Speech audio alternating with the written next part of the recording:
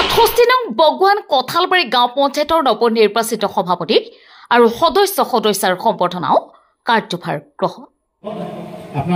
আজি গোৱালপাৰা পৌৰ সমষ্টিৰ অন্তৰ্গত বগুৱান কঁঠালবাৰী গাঁও পঞ্চায়তৰ কাৰ্যালয়ৰ প্ৰাংগণত সম্বৰ্ধনা অনুষ্ঠান আয়োজন কৰা হয়।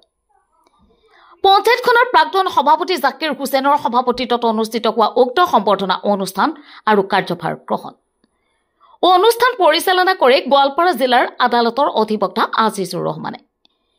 67 নং বগুৱান কঁঠালবাৰী গাঁও পঞ্চায়তৰ নৱনিৰ্বাচিত সভাপতি আব্দুল কাদেৰ জিলানীক সভাপতি হিচাপে লৈ গঠিত পঞ্চায়তৰ কমিটিখন আজি আনুষ্ঠানিকভাৱে কাৰ্যভাৰ গ্ৰহণ কৰে। উক্ত কাৰ্যভাৰ গ্ৰহণ আৰু সম্বৰ্ধনা অনুষ্ঠানত উপস্থিত থাকে নৱাগত শিমলীটোলা জিলা পৰিষদৰ সদস্য আলমিনা বেগম, বগুৱান কঁঠালবাৰী গাঁও পঞ্চায়তৰ আঞ্চলিক সদস্য আজিজুৰ ৰহমান, বিজেপি দলৰ সূৰ্যগিৰি মণ্ডলৰ সম্পাদক আব্দুল হামিদ, সূতাৰপৰা ফকৰুদ্দিন আলী আহমেদ কলেজৰ অধ্যাপক মজিৰ উদ্দিন আহমেদ, পঞ্চায়ত সচিবৰ লগতে বিভিন্ন অনুষ্ঠান প্ৰতিষ্ঠানৰ বিশিষ্ট ব্যক্তিসকল।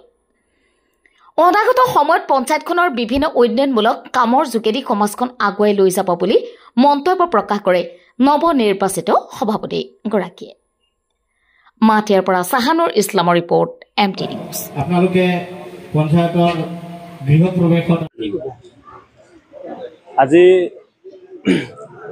মই প্ৰথম কাৰ্যভাৰ আজি আনুষ্ঠানিকভাৱে লোৱা হ'ল আৰু আজি মই ইয়াৰ দ্বাৰাই মেছেজ দিব খোজোঁ যে বগুৱান কঁঠালবাৰী গাঁও পঞ্চায়ত আগতে সৰু এটা গাঁও পঞ্চায়ত আছিল।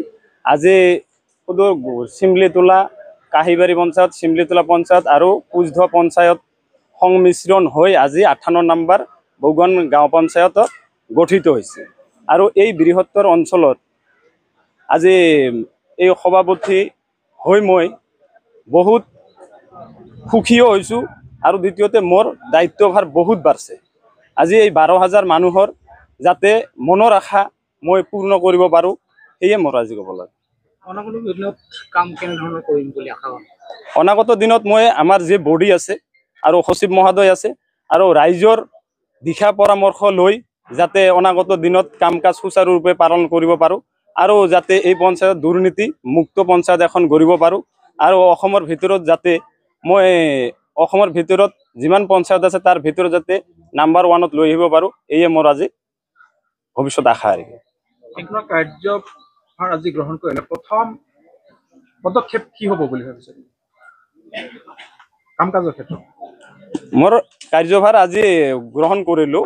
এখন মই অহাকালিৰ পৰা অফিচিয়েলি এইখিনি চোৱা চিতা কৰাৰ পিছত মোৰ প্ৰথম কাৰ্যভাৰ হ'ব মই ৰাস্তাৰ।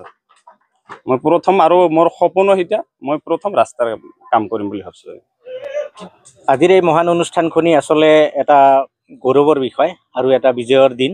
আজি সভাপতিয়ে প্ৰথম তেখেতৰ কাৰ্যভাৰ গ্ৰহণ কৰিলে আৰু বৃহত্তৰ যি বগুৱান কঁঠালবাৰী গাঁও পঞ্চায়ত আছে, এই পঞ্চায়তখনৰ উন্নয়নৰ স্বাৰ্থত তেখেতসকল আজি অংগীকাৰবদ্ধ আৰু এই অঞ্চলৰ ৰাইজৰ অভাৱ অভিযোগ, ৰাস্তা ঘাটৰ আলি পদূলিৰ যি সমস্যা আছে সেয়া সমাধান কৰাৰ কাৰণে তেখেতসকলে আমাক প্ৰতিশ্ৰুতি প্ৰদান কৰিছে। আমি এই অঞ্চলৰ ৰাইজ সচেষ্ট, গতিকে আমি তেখেতসকলক সহায় সহযোগিতা আগবঢ়াম আৰু আমাৰ এই বগুৱান কঁঠালবাৰী গাঁও পঞ্চায়ত যাতে অসমৰ ভিতৰতে এখন জাকত জিলিকা পঞ্চায়ত হৈ উঠে আৰু প্ৰথম স্থান দখল কৰিবলৈ সক্ষম হয়, তাৰ বাবে আমি অঞ্চলবাসী ৰাইজেও মাৰ বান্ধি থিয় দিছোঁ, তেখেতসকলৰ লগত আছোঁ আৰু অনাগত দিনতো আমি থাকিম। কিমান দূৰ বিশ্বাস কৰা যায় আমাৰ 12,000 জনতাৰ যি আশা আকাংক্ষা সেয়া তেওঁলোকে পূৰণ কৰিব বুলি আমি যথেষ্ট আশাবাদী আৰু আমি যিহেতু তেওঁলোকৰ পিছত আছোঁ অভিভাৱক স্বৰূপে, গতিকে তেওঁলোকৰ ৰাস্তাবোৰ আমি দেখুৱাই লৈ যাম আৰু আমি পুৰাদমে আশাবাদী, 100% আশাবাদী তেখেতসকলে আমাৰ ৰাইজৰ দাবী আশা আকাংক্ষা এইবোৰ পূৰণ কৰিব। সভাপতিজনৰ নাম হ'ল আব্দুল কাদেৰ জিলানী। তেখেতৰ কাৰ্যভাৰ গ্ৰহণ কৰিছে আৰু অফিচৰ যিখিনি কাৰ্যসূচী আছে সেইমতে তেখেতে দায়িত্বভাৰ গ্ৰহণ কৰাৰ পাছত এই অঞ্চলৰ উন্নয়নৰ স্বাৰ্থত তেখেতে জৰীপ চলাব বুলি মই আশা ৰাখিছোঁ। কাৰণ এই অঞ্চলৰ চুকে কোণে ৰৈ যোৱা আধৰুৱা কাম, ৰাস্তা ঘাটৰ যি সমস্যা আৰু আমাৰ হালোৱা সজোৱা দুখীয়া নিচলা যিসকল ব্যক্তি আছে তেওঁলোকৰ যি সমস্যা আছে, এই সমস্যাৰ আজি তেখেতসকলে প্ৰথমে মূল্যায়ন এটা কৰিব লাগে। তেখেতে এটা নথিভুক্ত মূল্যায়ন কৰাৰ পিছত পৰ্যায়ক্ৰমে তেখেতে এই কৰ্মসূচীবোৰ ৰূপায়ণ কৰিব বুলি মই আশা ৰাখিছোঁ। আৰু এটা কথা, যেহেতু এটা দলৰ কথা আছে, চৰকাৰ চলি আছে বিজেপি, এই ক্ষেত্ৰত কিবা চিন্তা কৰিছে নেকি? এই ক্ষেত্ৰত চিন্তা চৰ্চা কৰিবলগীয়া আমাৰ কথা হ'ল, আমি যিহেতু চৰকাৰৰ মানে পক্ষপাতী, চৰকাৰ যিফালে আছে আমি চৰকাৰৰ লগতেই থাকিম। চৰকাৰে যাতে আমাৰ প্ৰতি এটা সুদৃষ্টি ৰাখে, তাৰ বাবে আমি সৰ্বভাৰতীয় যি ভাৰতীয় জনতা পাৰ্টি আছে তেখেতসকললৈ বিনম্ৰভাৱে অনুৰোধ জনাইছোঁ। গতিকে আমাৰ এই মুছলমান অধ্যুষিত যি বগুৱান কঠালবাৰী গাঁও পঞ্চায়ত আছে, ইয়াকো যাতে সমভাৱে উন্নয়নৰ পথত তেওঁলোকে আগবঢ়াই নিয়ে, আমি এই অঞ্চলৰ ৰাইজ আশাবাদী।